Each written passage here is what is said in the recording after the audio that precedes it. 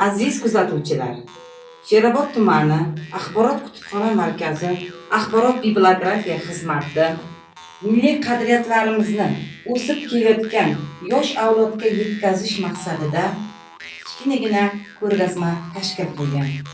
Bunda kashta, so'zona, quroq, gulko'rpa, do'ppilar, jamalaklar, milliy liboslar o'rin olgan.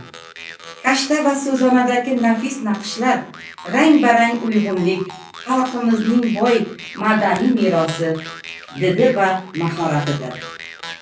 Aziz kuzatuvchilar, sizlarni Axborot kutubxona markazimizda kutib qolamiz.